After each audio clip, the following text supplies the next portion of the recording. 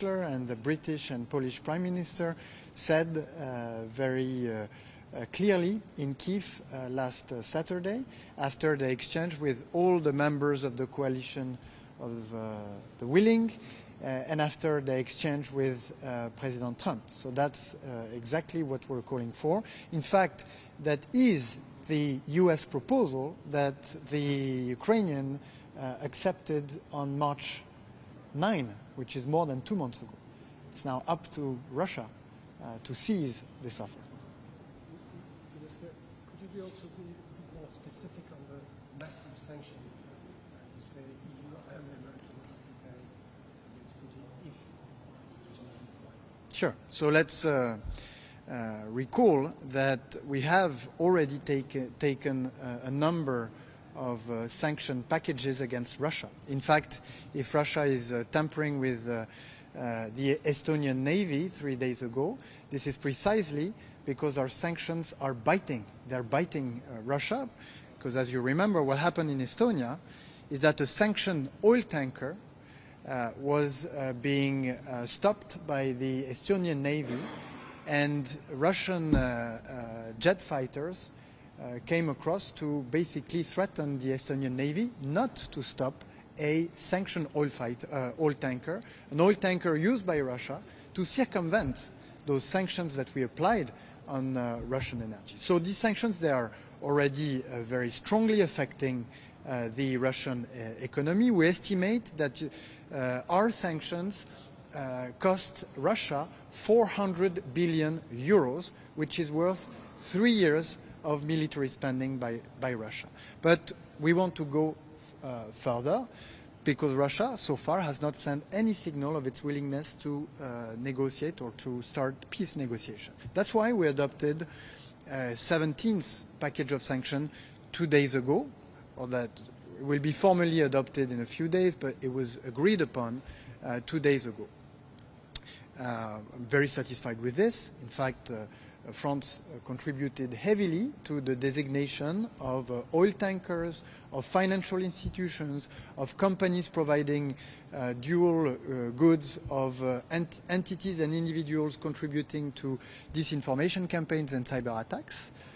But of course we need to go further. This is the reason why I will be meeting with Senator Lindsey Graham in a few minutes to discuss his sanction package that has been mentioned by Marco Rubio earlier, and that we want to build upon to add European deterrence sanctions to this US package with one single objective, which is to get Vladimir Putin to cease fire and to enter peace negotiation.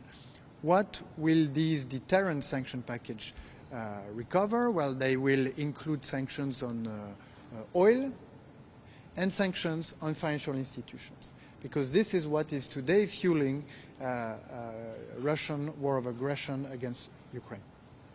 One more question.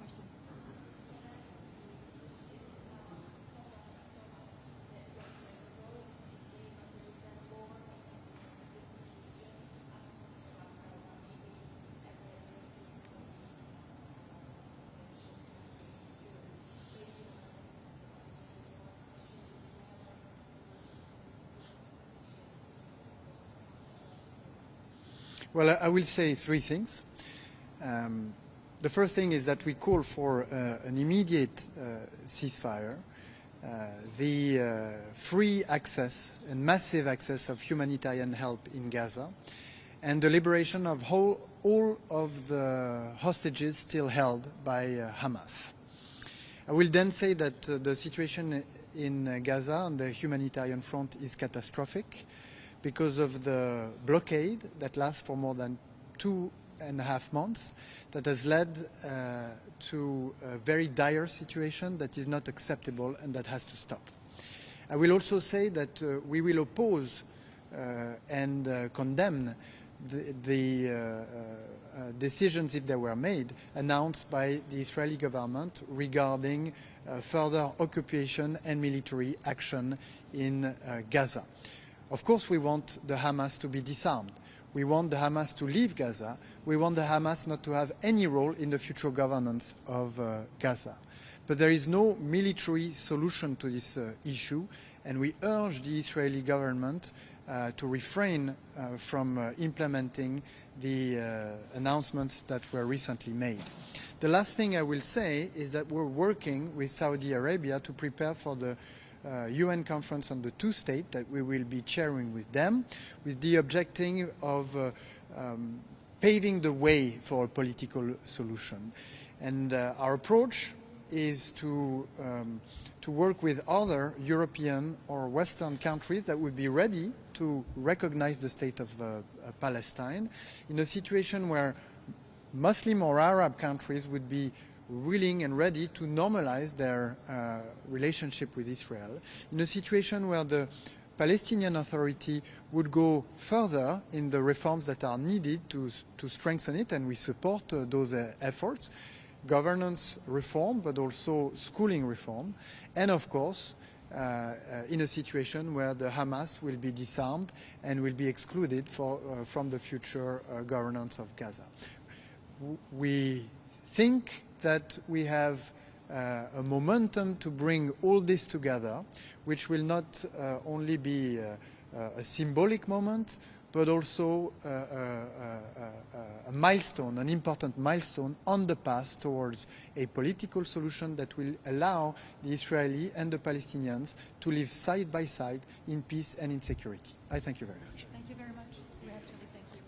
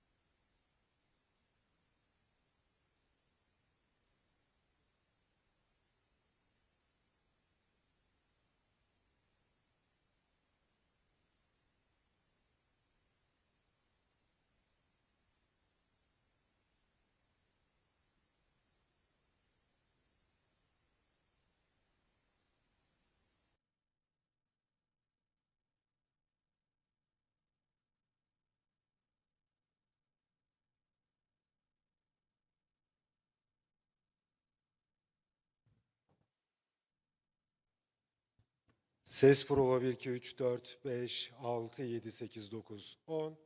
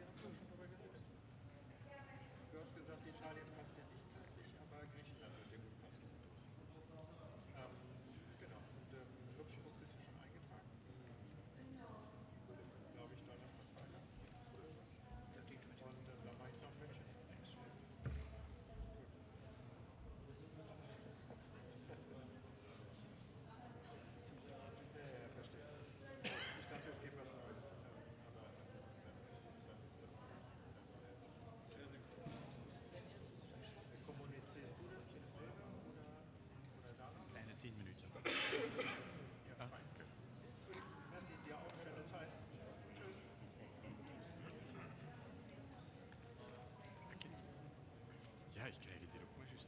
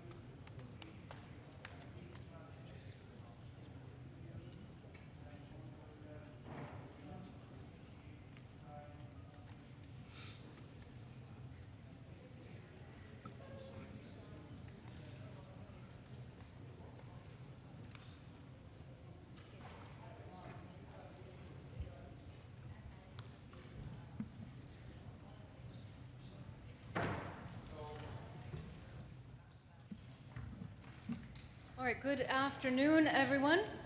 We have just concluded the informal meeting of NATO foreign ministers here in Antalya. We're going to start off with a brief statement by the Secretary General, and following that, we will take your questions. Good to see you all again, and good afternoon. We have just concluded our informal meeting of NATO foreign ministers. And again, I want to thank Minister Fidan and the Turkish authorities for their excellent hospitality here in Antalya. This meeting allowed us to dive into some of the key issues we will need to address at our summit in The Hague just 6 weeks from now. Our main focus was on boosting defense spending. This is the core deliverable for the summit and will be a key area for the alliance in the years to come. Increased defense spending is essential to our security. It is needed to meet the capability targets that allies will soon agree and to ensure that the alliance is ready to face any threats and challenges. It will also help to ensure fairer burden sharing among allies. And we are on the right track. Most allies are now set to reach the initial aim of spending 2% of GDP on defense this year. And many have already announced plans to go much, much further. And this is crucial, because it is clear that 2% is not nearly enough. Our discussions here in Antalya focus on what more we will need for the future. We know we will need greater investment in our core military requirements, as well as additional broader defense-related investments, including infrastructure and including resilience. I look forward to continuing to work closely with allies in the coming weeks as we prepare formal decisions for the summit in The Hague. We also discussed the importance of strengthening our defense industries. This is necessary to ensure we have the capabilities we need so that we can continue delivering on our core task to defend 1 billion citizens. We are committed to ensuring that we are doing all we can to increase production, foster innovation, and remove barriers to cooperation. We all stand to gain from this, not only in security terms, but also economically. And finally, we discussed Russia's ongoing war against Ukraine. We reiterated our full support to President Trump's urgent efforts to bring the war to a just and lasting end as soon as possible. This is a priority that we all share. We reaffirmed our long-term support for Ukraine. This is not about fueling the war, it is about ensuring that Ukraine can defend itself today and into the future. And with or without a settlement, it is clear that our support to Ukraine will continue to be important to ensure a lasting peace. All of this, increased investment in defense, enhanced defense industrial capacity, and continued support to Ukraine will help safeguard stability across our Euro-Atlantic area. And with that, I look forward to take your questions. All right, we'll start with the front row all the way on my right. Is it working? Thank you. It's Sabine Siebold with Reuters. Good to see you. Thank you. SecGen, do you see the incident in the Baltic Sea off the Estonian coast, which involved a Russian fighter jet, as an escalation? And what does NATO intend to do about this? And how will the alliance react to it? Yeah, because of these developments, and we have seen more of these over the last 6 to 12 months, of course we have the Baltic air policing mission, we have Baltic Sentry, which is working particularly at protecting our undersea critical infrastructure. NATO and Estonia are in close contact on this and coordinating absolutely on making sure we know exactly what is happening.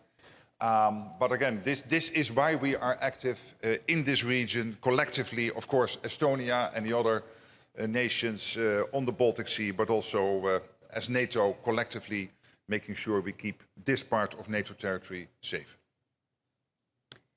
All right, we'll go to the woman in blue in the center. Ma'am. Mr. Secretary General, I want to ask a question regarding Turkey. In such a turbulent and unpredictable period, it's crucial for Turkey to strengthen its defense as it protects the southeastern flank of the alliance. And while Turkey is in talks with European countries to purchase Eurofighters, it also engaging with the United States on issues such as acquiring F-35s, also potentially rejoining the F-35 program and the lifting of Gaza sanctions. So as NATO Secretary General, how do you encourage the parties involved not to place obstacles in Turkey's way? Thank you. NATO encourages its allies not to have limitations on arms sales from one ally to another. And when it comes, for example, to the Eurofighter, you have seen this coming up in the meeting I had with Chancellor Merz last Friday, because he referred to that in the presser we had after this at NATO headquarters in Brussels. And obviously it is for the German government to decide on next steps. But I thought there was an opening there, and we'll see how this will be taken further. And this will probably lead to more discussions within the German government. All right, on the center aisle, gentleman in the fourth row. Thanks a lot, Thomas Gutschka with Frankfurter Allgemeine Zeitung. Secretary General, a question on the next, I think it's now called Hague Investment Pledge. The Hague Investment Plan, because it has to be real, and a pledge sounds a bit vague. All right. My question is how to actually get to the target on which allies will agree in The Hague. In your view, does it need to be underpinned by a clear and credible path for each member state, which would then also mean that NATO would review progress annually and report back where member states are, which is the procedure where we are now, but that was not how, for instance, it started with the Wales investment pledge from 2014, where no path was set. So what's your view on this? As you are from Germany, let me start by saying that Germany is really taking the lead here. Also today, it is clear that the German government has committed to spend much more on defense, and really wants also, when it comes to this debate, how collectively as NATO we will be able to face all our threats and challenges, that Germany is clearly taking the lead on this. And I'm very happy about this, because it is the biggest economy, it's the biggest economy in Europe and the second biggest economy in NATO after the United States.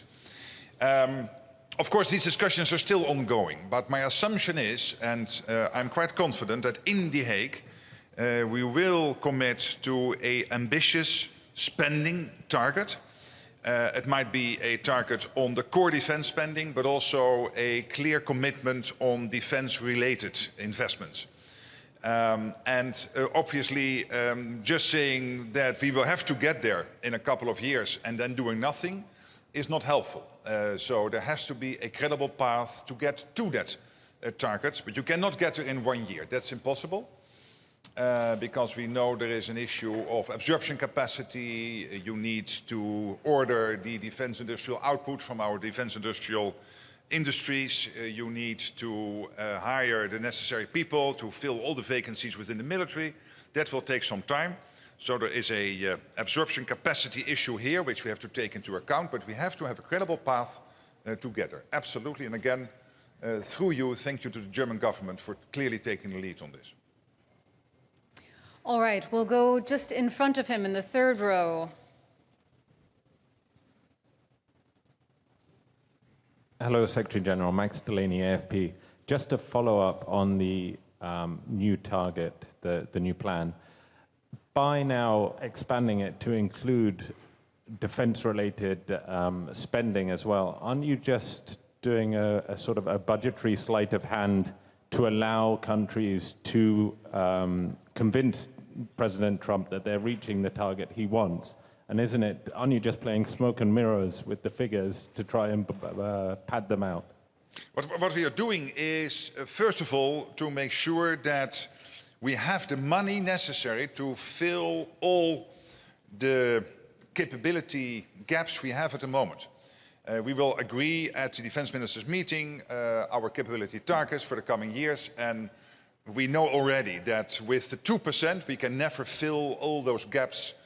We have to spend much, much more, as I've said consistently since October, November last year. So that's number one.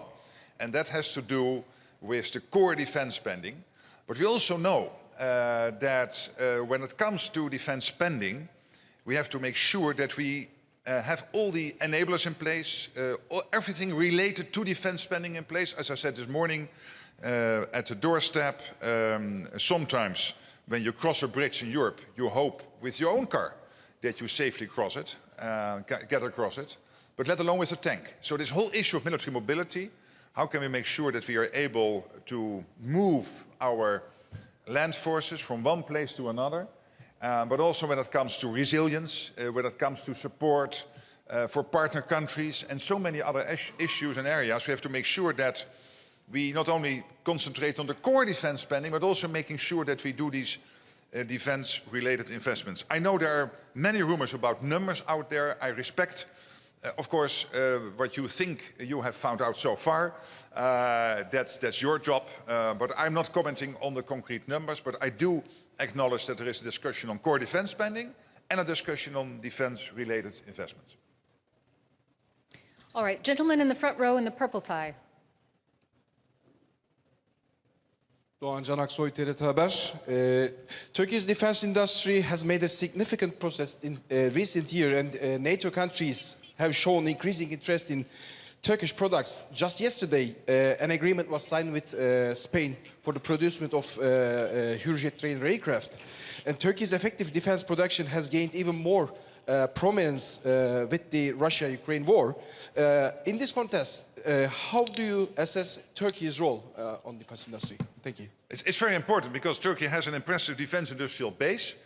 It is already working in close conjunction with industries and countries all over Europe and the United States.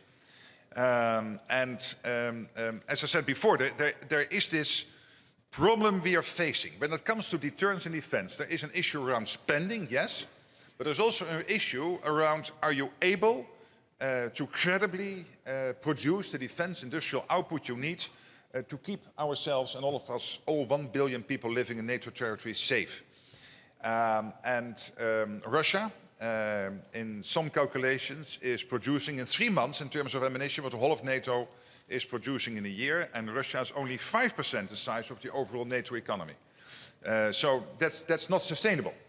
And that's why I'm very much pleading with allies not to have barriers between countries and between European nations within the EU or outside the EU and Canada and the US. We all have to work together on this. And the good thing for industry is that industry now will know the capabilities we need and the gaps we still have that will inform them, and including the Turkish defense industrial companies, to produce what is needed. And they know that the money is there because almost all allies, hopefully all allies, will be at 2% before the summit. Beginning this year, we still had 8 not on 2%, but now we are getting in all the messages last Monday from Luxembourg, last Friday from Slovenia, earlier from Spain, from Belgium, from Italy, from others, that they are committing to the 2%. And they also know that in The Hague we will decide about a much more ambitious target going forward. So the money is there, they know what to invest in, and that will help the defense industrial base to do what is necessary. And we need that because deterrence and defense is not only about money, but also about having a credible defense industrial base able to defend ourselves going forward. All right, in the very center, gentleman in the light gray jacket.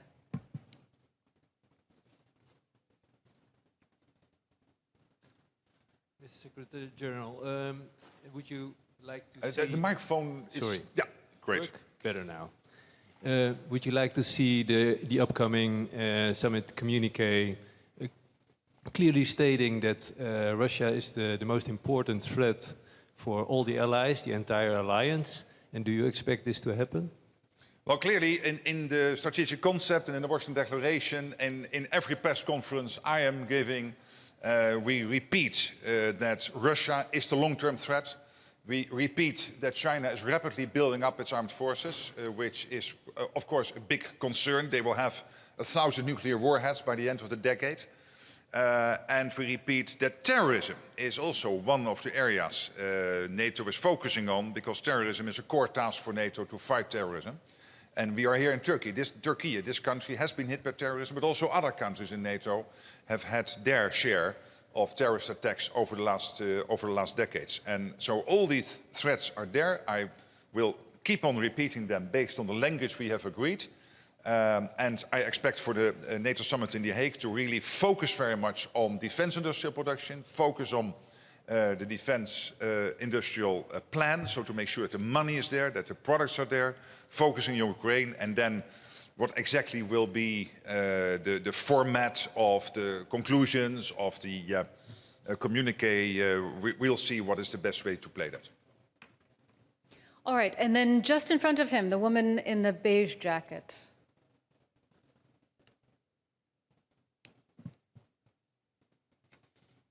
Thank you, Secretary General.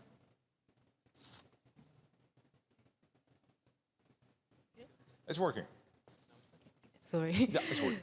Thank you. My name is Mizuho Morioka from Asahi Shimbun, Japan. And according to some report, NATO has decided to invite IP4 leaders to the summit.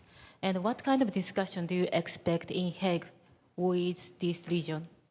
There are no announcements at this moment about invitees, invites, other of course than the 32. So as soon as that is ready to make those announcements, we will make them. But more generally speaking, when it comes to the partners in the Pacific, that is a very important relationship for NATO. So I'm now not commenting on yes or no them being at the NATO summit, but this is an important relationship. One of the reasons I was in Japan a couple of weeks ago to have discussions with the foreign minister, the defense minister, and a very pleasant and successful dinner with the prime minister. Because there is a close cooperation between NATO and South Korea and Japan, Australia and New Zealand. We share our insights on what is happening. There is a strong defense industrial base which is further being developed in all those countries. We can work together on innovation and getting things out there. Particularly now with the Chinese build-up, it is more and more important that we have that close coordination, particularly because it is increasingly difficult to say that the Euro-Atlantic area and the Indo-Pacific area are totally separate. They are not. They are clearly interconnected. All right, we have time for one or two more questions. I'll come to this side of the room, the woman in the second row on the aisle. Secretary General, Maria Ortega from TRT Spanish. Turkey is hosting two big meetings today, here at NATO, and as we all have our eyes also in Istanbul. So two questions. What does this say about the role of Turkey in the alliance? And there are any efforts among the other countries in the alliance to ramp up these efforts of bringing peace to the region and other parts that it's so much needed? Yeah, clearly Turkey is playing an important role here, and basically the events you are mentioning are evidence of this, and also the meeting we have here with the foreign ministers, which has been very well organized by the foreign minister and his team, and we really want to thank him for that. And the convening power of Turkey is clearly there. We can see it every day. And I think that is important. That does not mean that other countries are not also involved. We have, of course, the coalition of the willing, in which Turkey is participating, which originally was brought together by the French and the Brits, but which is now much bigger. And we have other initiatives to make sure that whenever a ceasefire or a peace deal is done on Ukraine, that it is lasting, that it is durable. That we will have no repeat of what happened in 2014-15 with the Minsk agreement, which was basically challenged still when the ink was not dry, by which this agreement was written. So we cannot have a repeat of that. It has to be lasting. It has to be durable. And then to this week, the ball now is clearly in Russia's court. The Russians are sending a low-level delegation now and not taking up the opportunity President Zelensky has been providing. He said, I'm willing to sit with Putin. As soon as a ceasefire is there, We are willing to negotiate a peace deal, so Ukraine is clearly ready to play ball. But that ball is now in the Russian court, and I'm really thankful for the fact that the United States is laser focused. The president and his whole foreign policy team, including Marco Rubio, on bringing peace to Ukraine. All right, thank you so much. That's all we have time for today. Thank you. Safe travels.